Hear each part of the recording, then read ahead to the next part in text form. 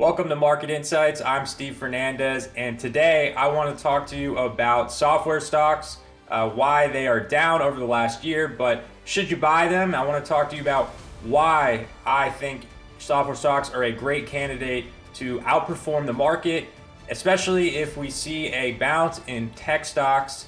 So before we get started and look into that, if you aren't already subscribed, please subscribe to our channel. It helps grow our content. And you get a new video every week, so you don't want to miss those. Now, why would you buy software stocks? Well, you can see in this chart that software stocks have dramatically outperformed until 2021. And this goes back on a 5-year period. You can see that there was a huge spike in 2020. Obviously, we saw that work from home phase where the market was just bidding up work from home stocks, but really since early 2021, it's been risk off in software stocks. And actually they're underperforming the NASDAQ composite. So pretty dramatic change in market leadership. And I don't think the drawdown, just by looking at the chart here with software down 40%, I don't think that drawdown really tells the entire story. So you can see in this other chart that the actual distribution of software stocks in terms of how much they were down, it's pretty skewed. You have a lot of these stocks, they're down about 20 to 30%, and you see even there's stocks 50 to 60% drawdown, 60+% drawdown, and that just shows me that there's just been a huge bear market in software stocks. And yeah, there's a lot of opportunity there if you're going to pick the right ones. But first, it's really important to know, why are software stocks down? Because not all of them are down for the same reason. There might be some low quality businesses that have sold off, and that would be a legitimate reason for selling off. Well, first and foremost, as you're probably aware, you're seeing in the stock market now, there's really been a shift in the narrative. So what is the market bidding up and why? Well, the market stopped rewarding these loss-making companies.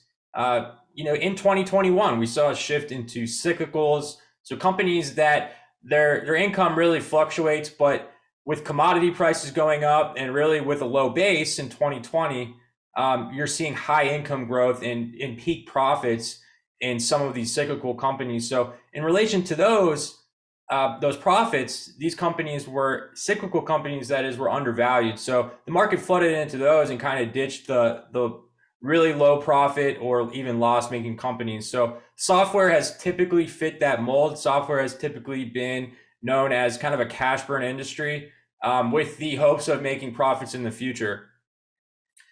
Now, I think the next phase, where will the market shift to now? I think we're going to be going back into those, I wouldn't say loss-making, but the more cash burning type areas of the market, so more of the growth areas of the market. And with software, it's interesting because inherently software is actually a higher margin product. So software companies have really been following what the market has wanted in the past. The market wanted to see high revenue growth, and they wanted to drive just a metric like high user growth.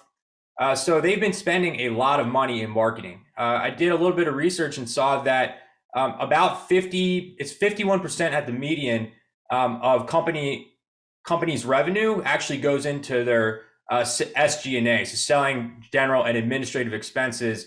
And in short, in software, that's really primarily marketing and advertising. So the bulk of the company's revenue here is going into marketing and advertising.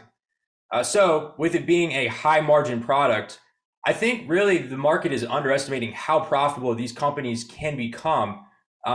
And that really can just be as simple as cutting back marketing expenses if they want to. And when you think about what companies will benefit there, it's obviously the companies that are more established. They probably can survive if they market a little bit less. And that would make sense. We are confident, I'm confident, and I expect that the software industry will grow. It's very sticky. You can see in this chart that annual spending is just shy of 800 billion last year, and Research and Markets expects it to surpass 1 trillion by 2025. So pretty substantial in terms of the overall market size, but also the growth. going from a $784 billion industry to a $1 trillion industry is pretty substantial in 4 years. And I said software was sticky. What I mean by that is businesses are really not likely to cancel software. They might cancel a specific software provider. Maybe they want something different. Maybe that software provider is not fitting their needs, but the software itself is sticky, especially when you consider that everything is going digital. You had that shift from work from home, and we've really seen a trend in software spending. A survey from G2 showed that 55% of buyers anticipate their software spending will increase in 2022. And that's pretty dramatic, especially since a lot of critics were saying that software spending really only spiked because of COVID in that work from home, digital transformation trend that we saw as a result. So influx of spending in 2022, I expect that to continue. When you think about where businesses can actually spend their money now, well, there's less demand for physical assets. So that opens up more of their budget to IT spending and really into software. When you think about it, if people are working from home and now, employees are beginning to expect that as a perk at a lot of places, you're going to have companies downsizing on the real estate. And that leaves a big chunk of money that they can actually put into, other things like software. And especially when you consider the labor market shortage that we're seeing, it's a tight labor market. And there's these jobs that are repetitive. It can be as simple as, not as simple, but it can be accounting, it can be customer service, or, just going over insurance claims. All those things can be automated potentially. So businesses are likely to adopt software that can do those processes. It beats spending, an additional 20% to bring in an employee that can potentially be replaced. Now, when you look at software, I did say that there was some lower quality businesses that you may want to avoid. Obviously, those are companies that are struggling to keep users. There's a high churn rate, or even potentially even worse, they're struggling to keep users, and they're also losing. They're not bringing in new users.